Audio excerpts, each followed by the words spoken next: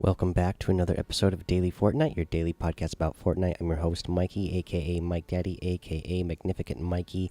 You can support me in the Support a Creator in the item shop. Just put in my code, MikeDaddy, MMMikeDaddy.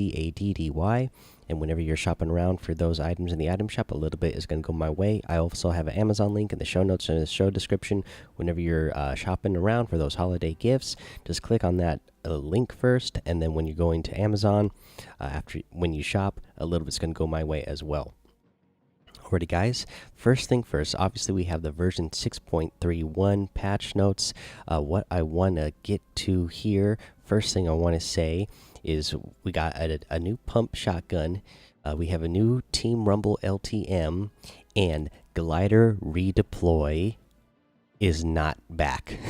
Apparently, they accidentally turned glider redeploy on in the regular game modes, and then within an hour turned it back off. So if you happen to be up really early or late, depending on where you are, or if you're over on the EU side of things when you were playing, early this morning or afternoon, depending on where you are, and you first got on when the patch was first put out, you might have noticed that the glider redeploy was on.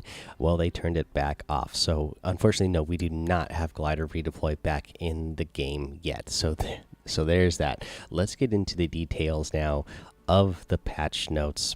Version 6.31 patch notes.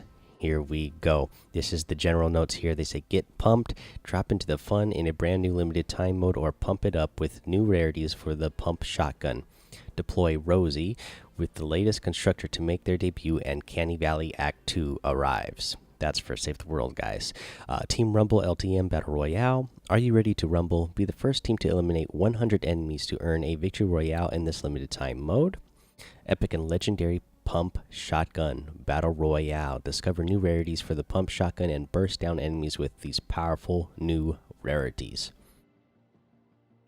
New constructor for Save the World. Earhart arrives and has brought a friend. Place the rotating omnidirectional sentry integrated exoskeleton Rosie for you or allies to rain down lead onto incoming enemies.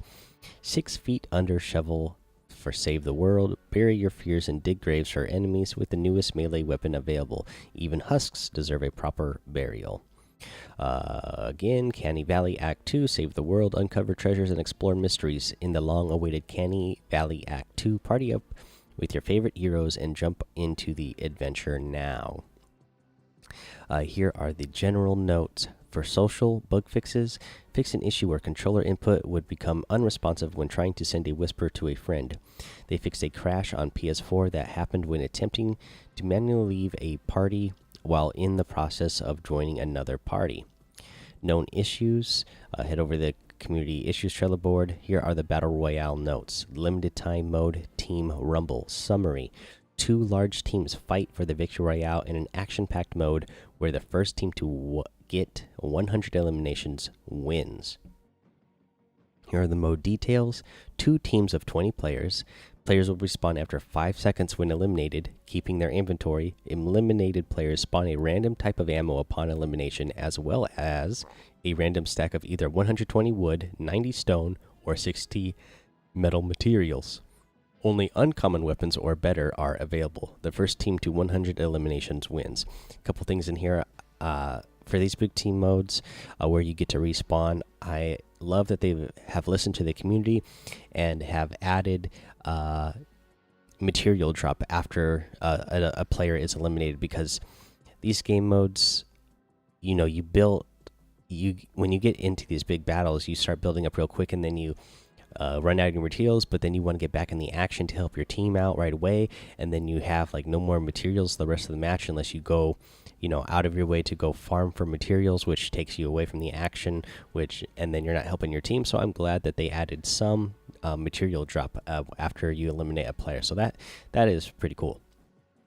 Here are weapons and items, guys. The new epic and legendary pump shotgun does 105 and 110 maximum damage, available from floor loot, chests, supply drops, and vending machines. Shotguns will now always apply at least 3 pellets worth of damage if only 1 to 2 pellets hit the target. Note, bonus pellets cannot be critical hits. So if you hit somebody in the right in the body and the pellets show up on screen that those pellets are above whatever pellet you hit, they're not gonna do head damage to a player. They're still just gonna calculate regular damage because you didn't actually hit the headshot. So let's see here. Pump shotgun maximum damage and fall off changes. So the pump shotgun maximum damage has increased from 80 to 85 to 95 100. So they also increased the damage for the pump shotgun we already had by 15 So that should hopefully help a little bit as well. Should be feeling good. So pump shotguns will do higher damage in shorter range buckets, but damage falls off quicker. This means you'll do more damage to closer targets, but less damage to farther targets. They added stink bombs to supply drops. They removed double barrel shotguns from floor loot. The mounted turret adjusted mounted turret collision to make it easier to land shots against anyone occupying it. They removed the ability to repair the mounted turret. They fixed players being able to clip into turrets' barrels and get stuck. Supply drops will automatically open if landing on a mounted turret, and the drop rate is reduced from 1.719% to 0.915%. So, almost cut in half there for the drop rate of turrets.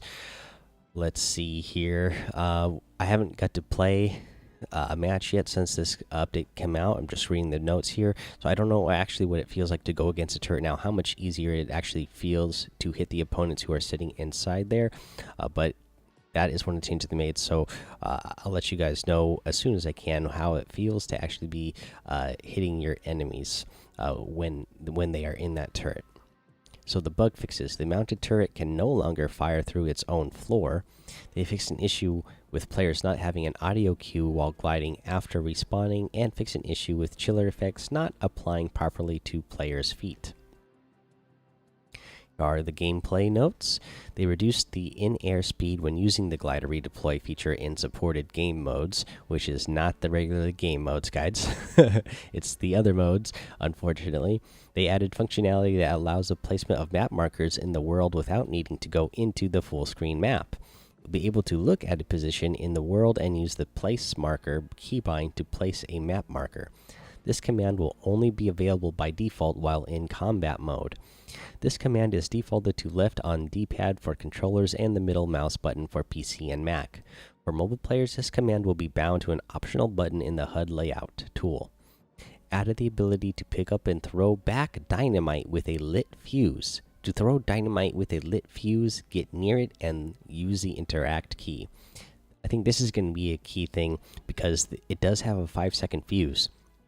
A lot of people might just throw it right away. That is going to give you time to throw it back and get some real, funny kills where, a player throws dynamite at you and you throw it back at them and then they get eliminated from that. I think that's going to be funny to see. Let's see here. Bug fixes. They increase the dynamite explosion height against players from 192 units to 300 units.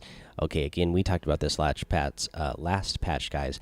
I wish they would just tell us what the height was in the measurement of like walls within the game. Is this one wall high? Is this now 2 walls high? What is a unit? What does a unit equal, Fortnite? Let us know so that we can actually tell without having to jump into a game and test it ourselves and just looking at it and trying to eyeball it and figure it out. This was done to prevent players from being able to jump over the explosion area on flat ground without taking damage. So apparently, the 192 units was low enough that you could jump over the explosion area on flat ground. So that must have been pretty low. So 300 units, does that mean it's 1 wall high now? Now that the player can't jump over it? Apparently, it was low enough that you could jump over it before if you were on completely flat ground. Yeah, come on, Fortnite, let us know. What does a unit equal? Just give it to us in a measurement with an in-game object, so we can actually see with our in our mind what that looks like. Okay, guys, here's events. We have new events as well. So, new tournament, Alchemist Pop-Up Cup. The pop-up cups are tournaments testing temporary limited time modes. Alchemist will continue our testing of several gameplay adjustments and may differ day to day. The initial mode settings: a material cap of 500, wood, stone, and metal. Harvesting rate is increased by 40%, 50 plus 50 health on eliminations still. Storm Surge. This is a new mechanic that they are testing. I don't know how I feel about it. Let's go over it. If a certain amount of players are remaining by the time the storm finishes closing, a storm surge will activate. This periodically deals damage to players who have the least amount of damage dealt during the match. So again, if there is more than these amount of players remaining in the storm circle, it's going to deal damage to the players who have done the least amount of damage to other players. So let's see here. For Circle 1, it's 60 players. Circle 2 is 44 players. Circle 3 is 30 players. Circle 4 is 20 players. Circle 5 is 16 players. Circle 6 is 14 players. Circle 7 is 12 players. Circle 8 is 6 players. And Circle 9 is 2 players. So your highest score or pin during any event session will now be displayed on the tournament poster in the events tab. Pins will now reflect tournament colors on the event details screen. So let's go back and talk about this storm surge. Obviously we haven't had the tournament start yet, but I do not like the idea of this already. It's just, this is really punishes players who play for placements and use that type of strategy. So you're automatically punishing players for that type of strategy already. I get what they're trying to do. They're trying to encourage more interaction between players and encourage more fighting. But to punish the players who their strategy is to hang back and avoid conflict as much as possible until the end of the game, and then really try to take over, then that's kind of punishing for them. I mean, and then at the point, if there's more than 2 players left in this circle, in Circle 9, say there's the 3rd player, if he hasn't dealt much damage, he's going to start taking damage. They don't say here how much damage it's going to do. It just says it's going to do damage periodically. We don't know how often that is. We don't know how much damage it is. I wish it said that in there. But it doesn't, so that's kind of strange. Again, I don't like it just because it really, punishes players who use the type of strategy where they would want to land farther away and not be right in the middle of the action right away. Alrighty, guys, let's move on here. Bug fixes. They fixed an issue where players would receive points during warm-up island, which would be later removed. Performance. They improvements to level streaming performance on Xbox One and Switch, improving building load times during skydiving. For audio, player in-air falling audio cue volume has been increased. The mounted turret overheat audio loop volume has been reduced. Bug fixes. They fix an issue where the glider in-air audio cue wouldn't play for players who glide in after respawning. Some social bug fixes. They fixed a crash on Nintendo Switch that occasionally occurred when logging in for the first time. Art and animation bug fixes. They fixed an issue where player nameplates disappear after scrubbing a replay. And the mobile map marker button added to the HUD layout tool. That is all your notes for Battle Royale. So some big things in here. Obviously the pump shotgun. We got this new LTM to try out. I am interested in trying out this new pop-up tournament that they're going to have. It's set for duos right now. So find a friend, find a partner. It's going to start later today, so that you can do some duos events. Okay, let's see here. Yeah, guys, that's going to be the end of the episode. I'll come back later tonight to do the Save the World patch notes and go over what is in the item shop for Battle Royale. Obviously, there is not a new item shop from the episode that I recorded last night as of this moment. So we'll do that later tonight when we do the Save the World episode. I'll just open up the episode with the item shop, I think, for Battle Royale. That way, you guys will know what's in that item shop and not miss out. Alrighty, guys. Again, that's going to be the end of the episode. So go join the Discord. Follow me over on Twitch. Subscribe to my YouTube. Let's see here. Go over to Apple Podcasts and iTunes. Leave a 5-star rating and a written review so you can get a shout out here on the show. Subscribe while you are there so you don't miss an episode.